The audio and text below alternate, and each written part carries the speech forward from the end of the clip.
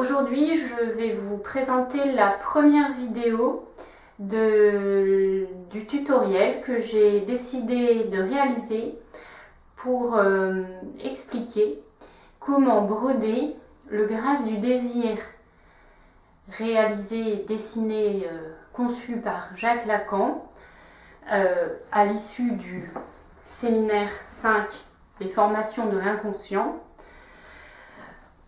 Et tout au long de ce séminaire, le broder donc sur un tote bag.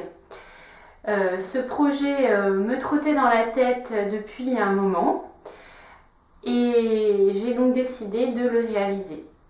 Ce sera l'occasion également pour moi de lire le plus précisément possible ce graphe qui, je l'avoue, a partiellement échappé à ma compréhension et qui nécessite bien sûr une lecture finalement renouvelée et régulière afin d'en percer à jour les éléments progressivement autour de notre lecture des séminaires de Jacques Lacan.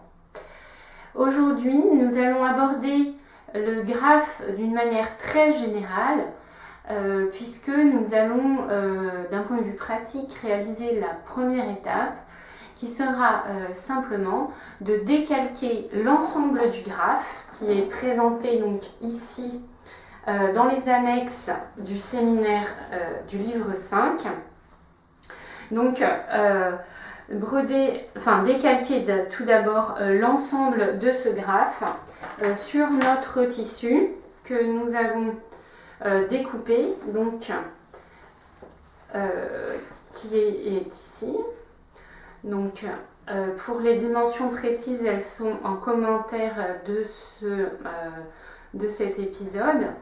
Et le sac n'a pas les lanières ici, mais nous avons une très simple bande rectangulaire de tissu sur laquelle on va broder notre graphe.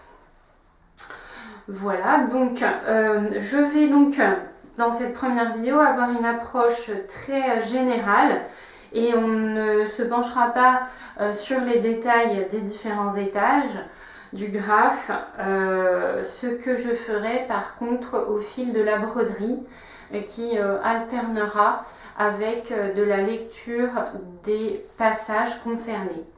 Nous avons des informations très intéressantes dans les annexes puisque elles nous précisent tout d'abord qu'il s'agit de la forme définitive du principal schéma élaboré durant le séminaire, donc celui-ci, le séminaire 5, que c'est ultérieurement qu'il a été dénommé graphe du désir et qu'il se trouve dans les écrits également, page 817, le graphe donc, et que ce graphe complet qui se trouve également dans les écrits, c'est-à-dire plus précisément dans l'article intitulé Subversion du sujet et dialectique du désir, qu'il faut lire donc en parallèle du séminaire 5. Ce graphe complet est précédé de formes représentant les étapes de sa construction, pages 805, 808 et 815. Et donc j'ai choisi de m'appuyer sur ces étapes intermédiaires pour réaliser les différents épisodes de la broderie. Je m'appuierai également sur le séminaire 5 que j'ai décidé pour l'occasion de relire intégralement personnellement. Voilà, donc je voulais vous citer également avant de décalquer une phrase qui me semble importante aujourd'hui et que j'ai notée, c'est la suivante, elle donne l'objectif du graphe. Donc cette phrase se trouve dans l'article Subversion du sujet et dialectique du désir, dans les écrits, page 805. Le graphe me servira à présenter le désir par rapport à un sujet défini de son articulation au signifiant. Voilà l'objectif du graphe. Donc on peut relever deux termes importants, essentiels, le désir et le signifiant.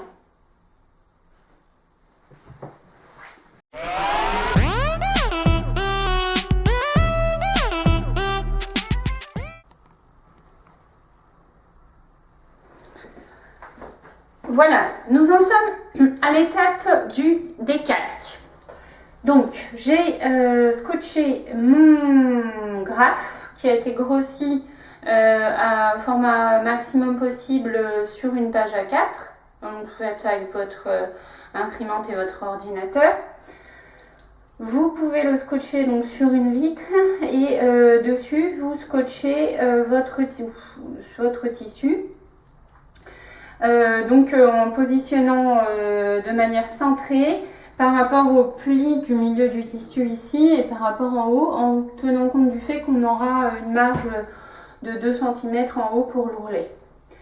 Voilà, donc j'ai déjà décalqué le graphe, donc avec un stylo effaçable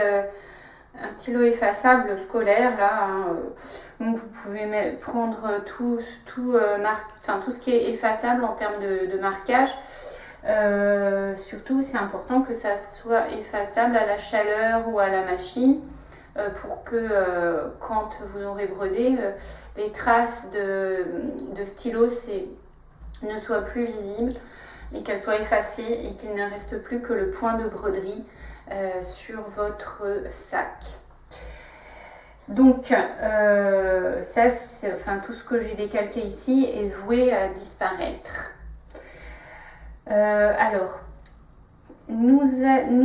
Je suis partie pour décalquer de grands S barrés avec donc un point de départ marqué par un bouchon, comme dit Lacan. Donc avec le grand circuit, j'ai brodé d'abord tout le grand circuit en passant par grand A,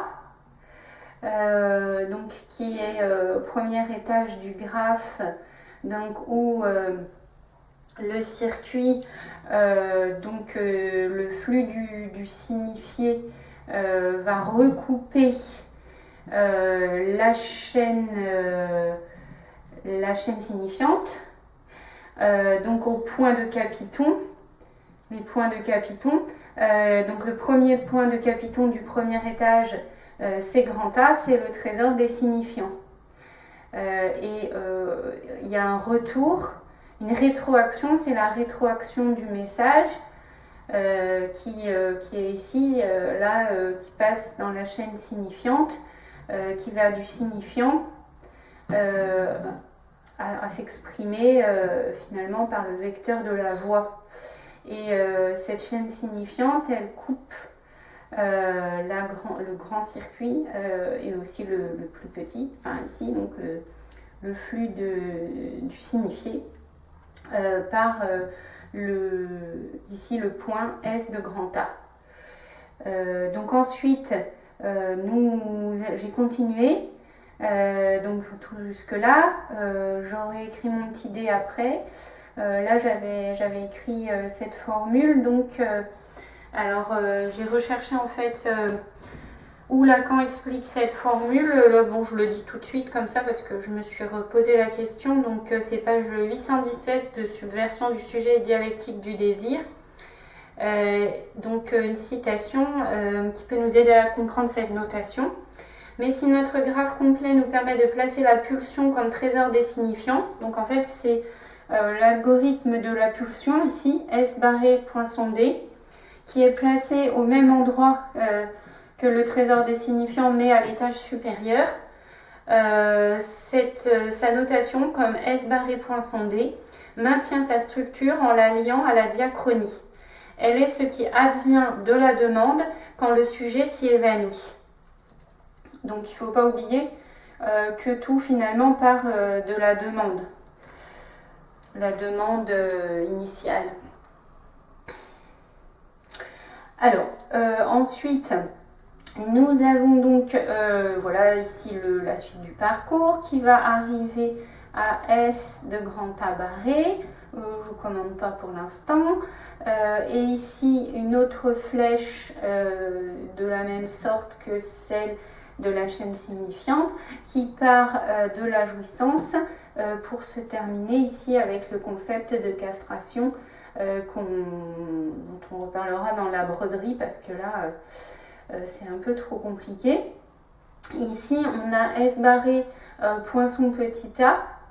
Alors ne pas oublier pendant donc tous les circuits intérieurs et ne pas oublier ici les petits liens qui relient ici les principaux circuits au point de capiton ici et là. Par contre de l'autre côté il n'y en a pas, mais c'est normal parce qu'en fait on a plutôt des aboutissements avec des flèches.